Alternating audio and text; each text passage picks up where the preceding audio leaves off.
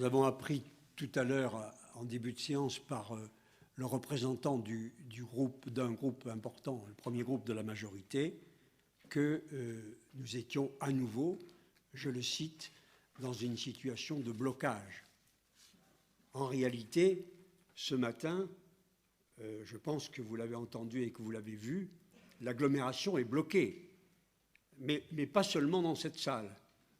Toute l'agglomération était bloquée et elle était inaccessible aux véhicules qui voulaient y entrer parce que nous avons une vingtaine d'années de retard sur les contournements de l'agglomération grenobloise, parce que, là aussi, depuis un certain temps, vous subissez la pression d'une minorité qui ne voulait pas créer d'aspirateur à voiture et qui a créé la première soufflerie de pollution de l'agglomération grenobloise avec la Rocade Sud et A480.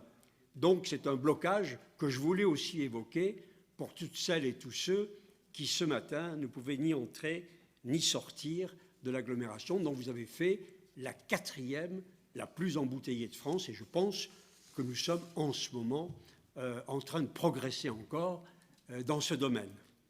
Alors, nous avons compris, avec l'intervention de tout à l'heure, que si on était bloqué à l'extérieur, on est aussi bloqué à l'intérieur.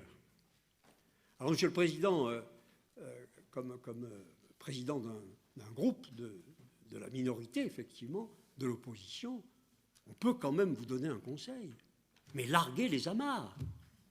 Débarrassez-vous de cet exécutif brinque-ballant dans lequel vous comptez plus de personnes qui sont là pour vous empêcher d'agir que d'élus qui sont là pour chercher et apporter des solutions. Passer au-dessus, comme quand on va en montagne et qu'on voit le brouillard là, dans les vallées, pour laisser ces miasmes les quitter, parce que si vous êtes au-dessus de ce marais, dans lequel on veut, la majorité que vous cherchez à constituer veut vous enfermer, vous pouvez fixer un cap, viser grand, viser large, constituer des majorités d'idées, des majorités de projets. Encore faudrait-il avoir des idées et des projets, mais ce n'est pas trop difficile, on peut aussi d'ailleurs y contribuer, parce que dans la situation actuelle, vous avez évoqué le métro bashing, je crois, dans la dernière séance, mais c'est vous, les leaders du métro bashing.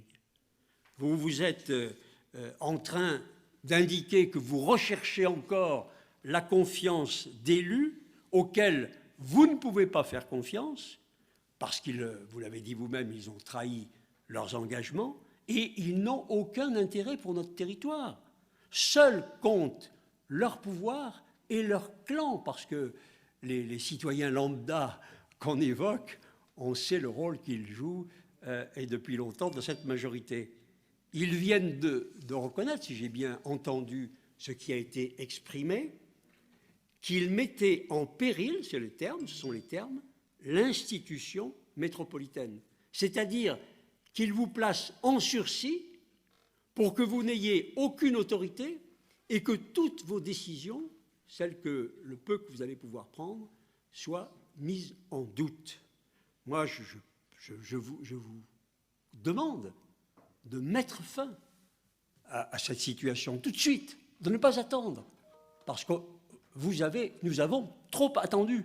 Libérez-vous de ceux qui veulent vous étouffer, vous en avez les moyens, vous en avez le pouvoir, vous en avez le devoir. Adressez-vous à tous les conseillers, quels qu'ils soient, métropolitains, dossier par dossier.